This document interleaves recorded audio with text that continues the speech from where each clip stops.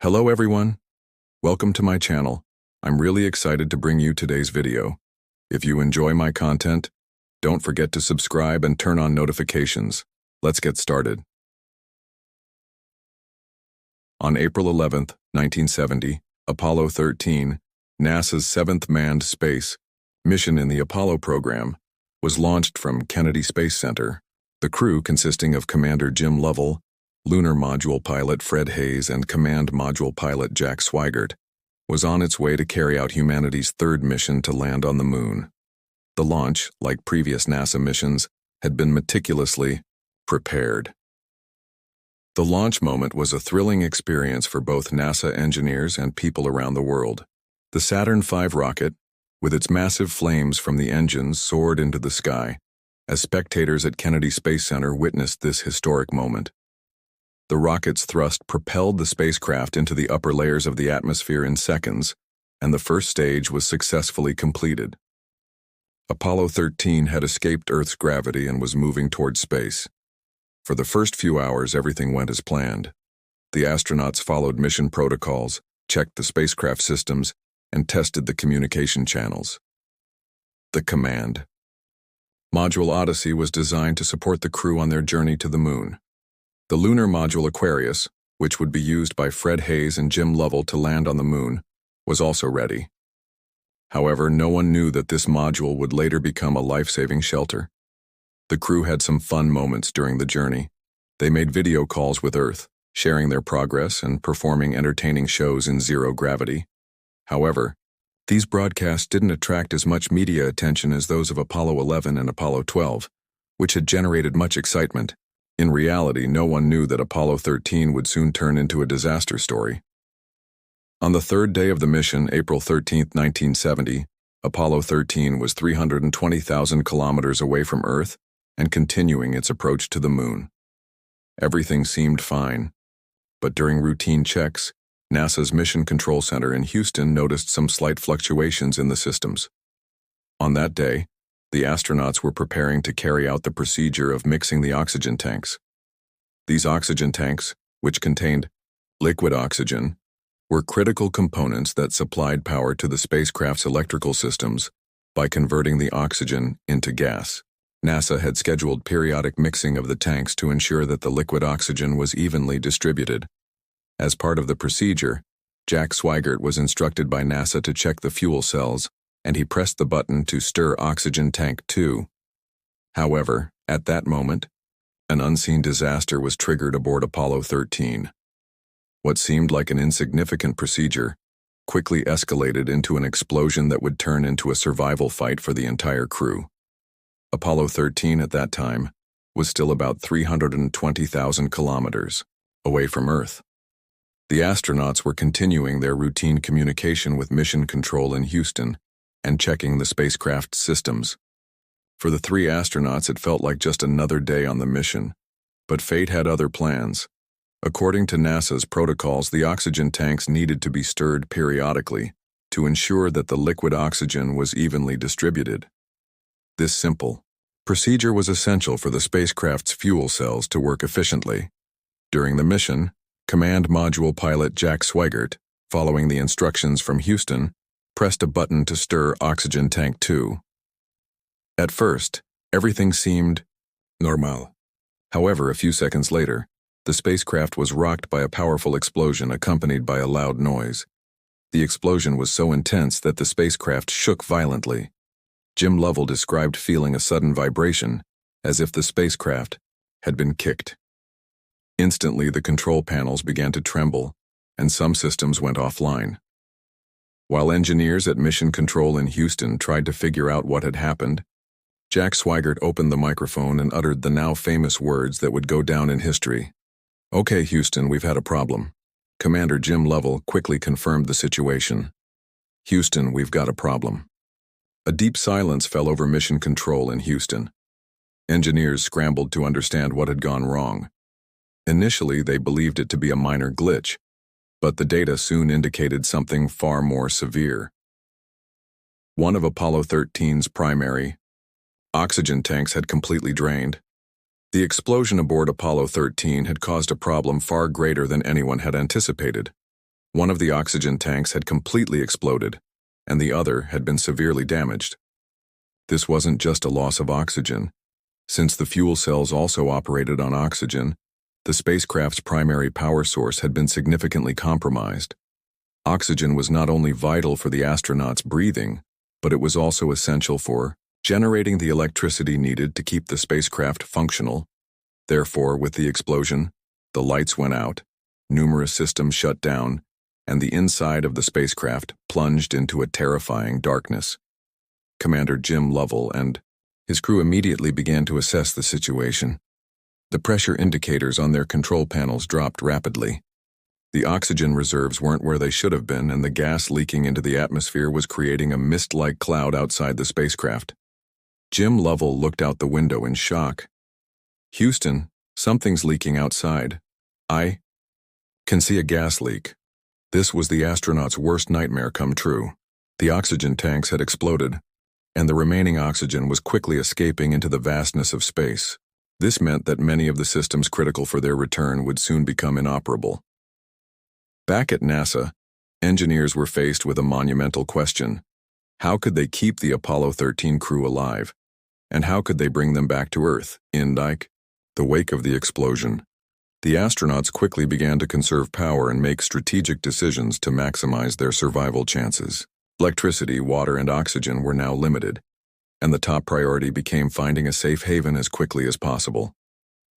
At this point, the astronauts decided to repurpose the lunar module, which had been designed for landing on the moon, as a life capsule.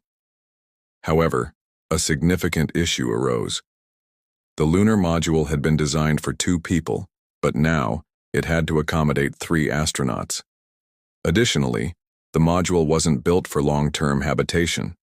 It was equipped with systems that could only support life for about 2 days.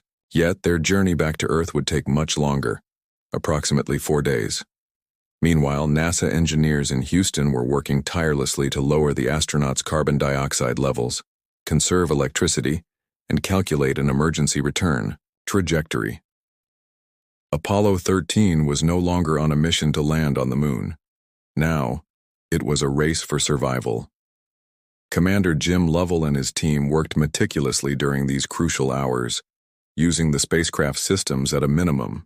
The lights were completely turned off, communication was only maintained in the most essential moments, and food consumption was minimized. Oxygen and electricity were being used as sparingly as possible. Back in mission control, engineers knew they faced a life-or-death situation. If they didn't come up with a quick solution, the crew wouldn't survive due to oxygen depletion, carbon dioxide poisoning, or even freezing. The hours following the explosion were the most critical of Apollo 13's mission. The only task now was to devise a plan to bring the crew safely back to Earth. This had ceased to be just another moon mission, and had become the largest space rescue operation in history. After the explosion of one of Apollo 13's oxygen tanks, the spacecraft continued to glide toward the moon. However, the main goal was no longer to land on the moon. It was simply to survive. The crew had to take immediate emergency measures to ensure their survival. As the oxygen leak persisted, Commander Jim Lovell, Fred Hayes, and Jack Swigert made a swift and critical decision. They would power down the command module Odyssey and switch to the lunar module Aquarius. But this wasn't an easy decision. The lunar module had been designed for 2 people and was only equipped to support life for 2 days. Now 3 astronauts had to survive in it for about 4 days until they could return to Earth. The lunar module had been designed for a landing, not for long-term habitation. Water, oxygen, electricity, and heat resources were extremely limited. But the astronauts had no choice but to use the lunar module as a life capsule if they were to survive. The crew faced a harsh reality. They were in an environment with limited resources, and they had to make do with what they had. They worked together to conserve energy, preserve their oxygen supply, and maintain communication with mission control. Despite the overwhelming odds, the astronauts' determination to survive never wavered. They followed every instruction meticulously, from shutting down unnecessary systems to rationing their food and water. As the days passed, the tension mounted. The crew's survival depended on NASA engineers finding the right solutions, and the astronauts sticking to their survival plan. Every move they made was crucial to their return. The perilous situation was an incredibly close call, but the crew's quick thinking, teamwork, and NASA's ingenuity would ultimately see them through. As Apollo 13 hurtled back toward Earth, it wasn't just the end of a mission. It was the beginning of a remarkable survival story that would go down in history as one of humanity's greatest spaceflight feats. NASA engineers instructed the astronauts to shut down the command module and move to the lunar module, using as little energy as possible. The command module contained the heat shields necessary for re-entry, so it couldn't be completely abandoned. The astronauts gathered their critical supplies and made the transition between modules. However, a major problem arose. The lunar module wasn't designed to support 3 people, and it couldn't produce enough oxygen for all of them. As a result, the astronauts had to contend with the increasing levels of carbon dioxide in the module. Normally, the lunar module would remove carbon dioxide using filters, but these filters were designed for only 2 people. As the 3 astronauts breathed, the CO2 levels in the module began to rise to dangerous levels. If this exceeded a certain threshold, the astronauts could suffer poisoning, lose consciousness, and even die. NASA engineers quickly devised a solution. The filters from the command module weren't compatible with the lunar module, as one was square and the other round. However, the NASA team came up with a plan. Using the materials at hand, duct tape, plastic bags, and hoses from the astronauts' suits, they could create a new filter. Houston engineers calculated how to make an air filter with the limited materials available and sent step-by-step instructions to the astronauts. The astronauts, using plastic bags, cardboard, hoses, and tape found aboard the spacecraft, constructed a makeshift filter. This simple but ingenious solution was a critical step in their survival. In the end, the filter worked. The carbon dioxide levels dropped to normal, and the astronauts could continue to breathe safely for a while longer. Since power sources were limited, the heating system in the lunar module was turned off. The interior of the spacecraft began to grow colder. The temperature dropped to 3 degrees C, and the astronauts started to shiver. In the weightless environment, maintaining body heat was more difficult, as warm air didn't rise and cold air didn't sink, preventing a natural layer of warm air from forming around their bodies. As a result, the astronauts began wearing their spacesuits and staying as close to each other as possible to preserve heat. Food and water also became major problems. Each astronaut could only drink 1 cup of water a day. To avoid dehydration, they minimized conversations, reduced physical activity, and only communicated when necessary. There was very little food left, and they had no way to heat their meals. The astronauts had to endure dehydration, hunger, and cold until they reached Earth. Landing on the moon was now impossible, but a new navigation plan was needed for their return. The most feasible option was to use the moon's gravitational pull to perform a slingshot maneuver to return to Earth. NASA engineers instructed the astronauts on exactly what to do in order to loop around the moon and return to Earth. However, during this maneuver, the automatic navigation systems were disabled to conserve energy. The astronauts had to rely solely on the window views and the position of Earth to determine their course. Jim Lovell, using his judgment and the end position of Earth, adjusted the spacecraft's direction. Even a small mistake could send the spacecraft drifting into the endless void of space instead of toward Earth. But Lovell and his crew, with perfect timing, successfully fired the thrusters and put the spacecraft on the correct return trajectory. The mental resilience of the crew was as important as their physical endurance. They were isolated in space, with no certainty, and at any moment, another system failure could occur. NASA psychologists tried to keep the crew's morale high. From time to time, they were allowed to communicate with their families, and the team in Houston made every effort to provide reassuring words. Jim Lovell's leadership played a critical role in the crew's resilience. Even in moments of crisis, Lovell kept his morale high and guided his team, always reassuring them that they would find a solution.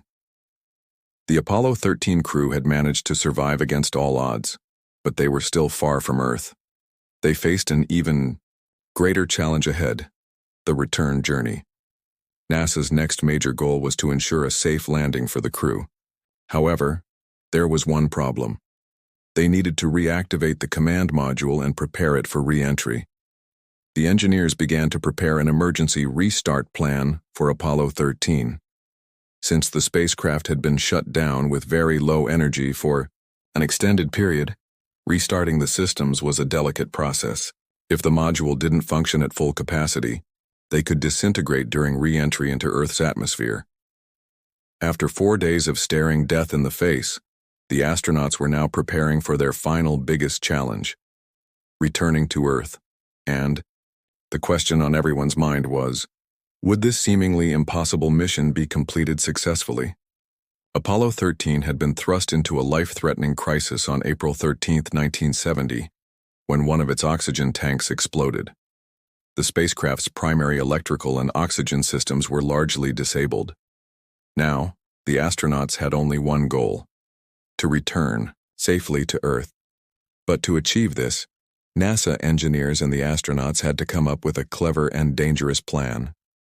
Before the explosion, Apollo 13's mission was to land on the Moon, perform a reconnaissance mission, and then return to Earth.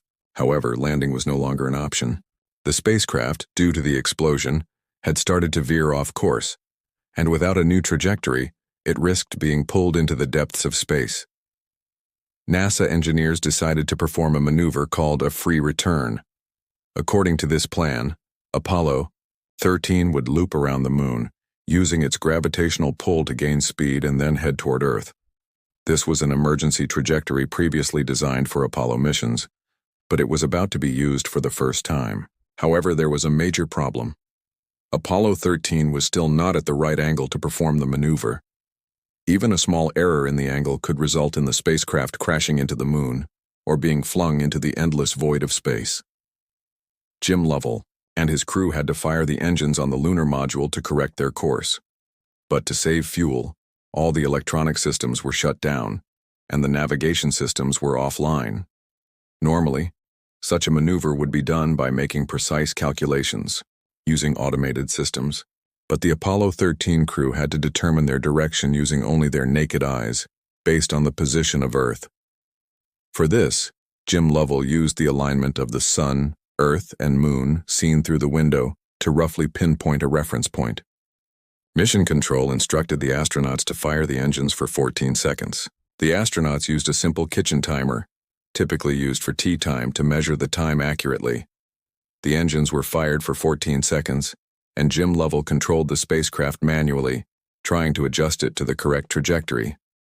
This critical maneuver was successfully carried out, and Apollo 13 was now on the correct path to return to Earth. But the journey was still far from over. As they neared Earth, the astronauts faced another major problem. The command module, Odyssey, was crucial for re-entry, but it had been completely shut down for 4 days. Another significant issue for Apollo 13 was the possibility of the batteries and circuits freezing due to low temperatures. The internal temperature of the spacecraft had dropped to about 3 degrees Celsius. If the systems didn't function properly, the spacecraft could either disintegrate upon entering the atmosphere or miss Earth and bounce off the atmosphere at the wrong angle. NASA engineers worked through the night to plan how to restart Apollo 13 with the lowest possible energy consumption. Normally, a procedure that would take hours had to be completed in just a few minutes. Finally, a step-by-step restart plan was ready, and the astronauts began to follow the instructions. Jack Swigert opened the systems in a specific order, trying to maintain a balance of energy consumption. After a tense wait of several minutes, the command module came back online. When all the systems were checked, it turned out that the most critical systems were in better condition than expected. However, there was still one risk. The heat shields on Apollo 13 might have been damaged during the explosion. If the shields were compromised, the spacecraft could burn up and disintegrate during re-entry into Earth's atmosphere. Now, the whole world was focused on Apollo 13's final test, landing on Earth. the crew made their final checks before landing. The lunar module. Aquarius had completed its mission and had to be detached from the spacecraft. Fred Hayes pressed the button to release the lunar module before it re-entered Earth's atmosphere, and Aquarius drifted away from Apollo 13 into the void of space.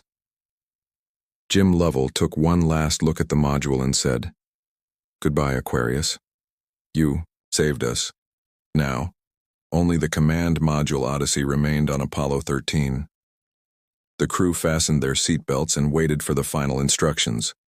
Everyone at NASA was following Apollo 13's re-entry angle, speed, and atmospheric entry process. Second by second, Apollo 13 was about to enter Earth's atmosphere at a speed of around 40,000 km/h, which would expose the spacecraft to temperatures as high as 2,160 degrees due to intense friction. During the landing, communication with the astronauts would be completely cut off for about 3 to 4 minutes. This was normal because the intense atmospheric friction would temporarily block communication signals. However, since the condition of Apollo 13's heat shields was unknown, this few minutes could be a matter of life and death. The astronauts held their breath one last time as they prepared for landing. Everyone at NASA was holding their breath, waiting to see if Apollo 13 would survive re-entry, and if the astronauts would make it back alive. And now, the countdown had begun. Would Apollo 13 make it back to Earth safely? The Apollo 13 crew had managed to enter the Earth return trajectory by looping around the Moon. However, this didn't guarantee their survival. There were still deadly obstacles ahead: carbon dioxide poisoning, freezing cold, and insufficient water and food. Although the astronauts remained in contact with Earth, they faced problems that they had to solve on their own. Time was against them, and even the smallest mistake could cost them their lives in space. One of the greatest dangers aboard Apollo 13 was the rising levels of carbon dioxide. Although there wasn't enough oxygen in the spacecraft, the astronauts were producing carbon dioxide with each breath, and this gas was accumulating, eventually reaching toxic levels. The lunar module, LM Aquarius, was designed for only 2 astronauts, but now 3 astronauts were living in it. The module's carbon dioxide filters quickly became saturated, and NASA engineers had to rapidly develop a new solution. If the carbon dioxide level exceeded a certain threshold, the astronauts would face dizziness, unconsciousness, and eventually, death. Jack Swigert began to feel dizzy and short of breath. Fred Hayes also felt exhausted and weak. Jim Lovell realized that something was wrong and immediately reported the situation to Houston. After analyzing the situation, NASA engineers realized they needed to provide an urgent solution for the astronauts. The command module and the lunar module had different systems. The carbon dioxide filters in the command module were square-shaped, but the lunar module's filter slots were round, so the filters they had didn't fit the lunar module. This was one of the biggest engineering challenges NASA engineers faced. The engineers at Houston had to design a new air filter using materials available on Apollo 13. What did they have on board the spacecraft? Cardboard covers, strong adhesive, tape tubes cut from spacesuits, plastic bag sponge used for insulation.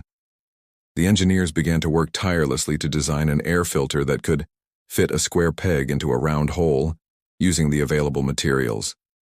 After days of calculations and tests, the NASA team determined how the astronauts could create a solution using what they had on board. They transmitted this solution step by step to the astronauts via radio. Jim Lovell and his crew, following Houston's instructions, set up a makeshift workshop. They carefully taped plastic bags and cardboard to create a flexible connection. They installed a tube to regulate airflow and, after a lot of effort, managed to get the impossible new filter working. And the miracle happened. The carbon dioxide level dropped back to safe levels, and the astronauts gained valuable hours where they could breathe in space. Another major issue on Apollo 13 was the drop in temperature. Due to the shutdown of systems for energy conservation, the interior of the spacecraft was getting colder. Normally, the spacecraft's heating systems would protect the astronauts, but these systems were no longer working. The internal temperature had dropped to 3 degrees Celsius, and the astronauts began to shiver so much that they could barely move their hands. Fred Hayes' condition was worsening. Already weak from oxygen deprivation and dehydration, he was now showing signs of hypothermia. He was having trouble feeling his hands and feet. The cold water droplets falling on him from the condensation were making the situation even worse. As the moisture inside was freezing, Jim Lovell and Jack Swigert put extra layers of clothing on Fred Hayes to keep him warm and stayed as close to each other as possible. However, dehydration was also a major issue. The astronauts were advised to drink only 1 cup of water a day, as the water supply on Apollo 13 was limited. NASA instructed them to minimize their movements to prevent further dehydration. The 3 astronauts tried to reduce their speech as much as possible, conserving their water. But dehydration, combined with the cold, was making them more exhausted with every passing minute. In addition to the physical challenges, the psychological pressure was steadily increasing. Being in space already put a significant burden on human psychology, and facing death brought that pressure to unbearable levels. NASA occasionally sent messages from their families to boost the astronauts' morale, but the imminent danger was never far from anyone's mind. Jim Lovell thought to himself, "If we make one mistake, we'll never come back." After all that had happened, there was only one final test for Apollo 13: re-entry into Earth's atmosphere. NASA and the crew began their final calculations, preparing for the grand finale. The final stage had arrived. The entire world was holding its breath. Would Apollo 13 be able to safely land on Earth? It was time for the Apollo 13 crew to return. On April 17, 1970, the spacecraft was preparing to re-enter Earth's atmosphere. But there was one great uncertainty. Were the heat shields damaged? If so, the capsule could break apart during landing, and the astronauts could lose their lives at the last moment. Engineers at NASA and the whole world were waiting with bated breath for Apollo 13's return. The final stage had begun. Apollo 13 was traveling at a speed of approximately 40,000 kilometers per hour on its return to Earth. The spacecraft's entry angle into the atmosphere had to be perfect. If the angle was too steep, the capsule could burn up in the atmosphere. If it was too shallow, the capsule could bounce off the Earth's atmosphere and be sent back into space.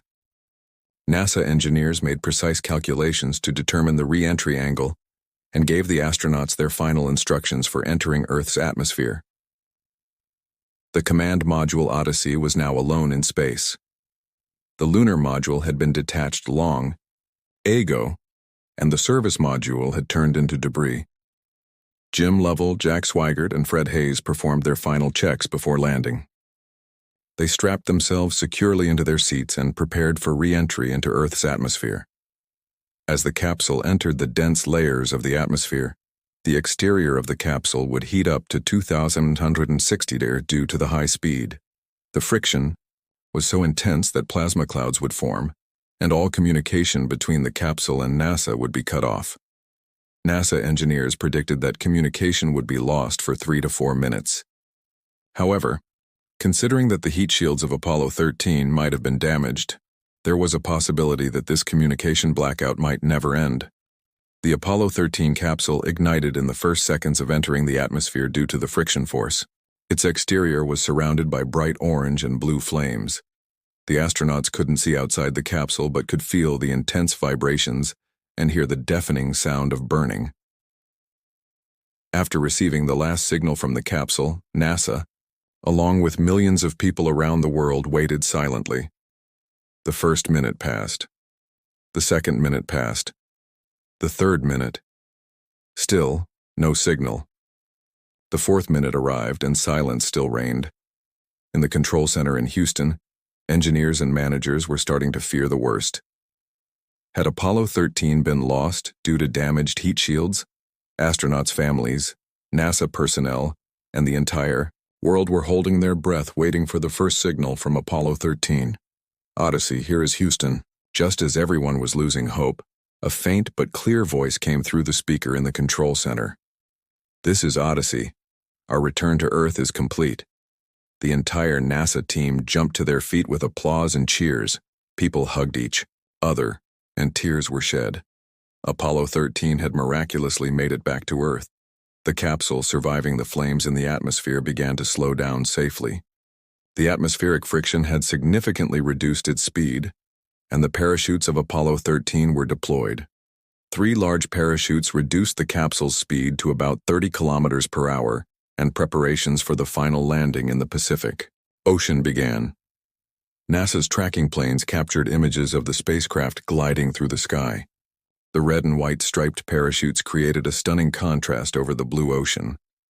Finally, at 13:07 on April 17, 1970, the Apollo 13 capsule landed in the Pacific Ocean. The USS Iwo Jima, a U.S. Navy ship, quickly advanced toward the landing area. Helicopters took off, and operations to retrieve the astronauts from the water began. Jim Lovell, Fred Hayes, and Jack Swigert were pulled out of the capsule, tired but healthy. Navy personnel and doctors escorted them aboard the ship, where they underwent medical checks. Apollo 13 went down in history as a mission that didn't land on the moon. However, it became a triumph of human intelligence, engineering skill, and determination. NASA engineers solved an apparently impossible situation and managed to keep 3 astronauts alive. The astronauts, through resilience and incredible teamwork, managed to return to Earth against all odds. Years later, Jim Lovell described the mission as follows: Apollo 13 may have been a failed moon mission, but it was certainly one of NASA's greatest successes. The story of Apollo 13 became not just a tale of rescue, but a testament to what humanity can achieve when it pushes the limits. And this event taught the world an unforgettable lesson. Every crisis can be solved with the right intelligence and teamwork.